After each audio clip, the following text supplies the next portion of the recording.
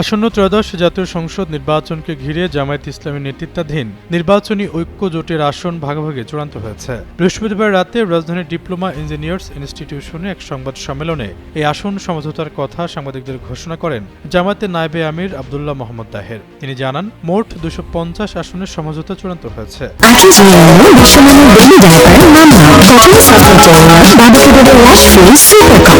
এর মধ্যে নির্বাচনে বাংলাদেশ জামায়াত ইসলামী 179 আসন থেকে লড়বে, পাশাপাশি জাতীয় নাগরিক পার্টি 30 আসনে লড়বে। এছাড়াও বাংলাদেশ খেলাফত মজলিস 20টি, খেলাফত মজলিস 10টি, এলডিপি 7টি, নিজাম ইসলামী পার্টি 2টি, আমার বাংলাদেশ পার্টি 3টি, বাংলাদেশ ডেভেলপমেন্ট পার্টি 2টি আসনে লড়বে।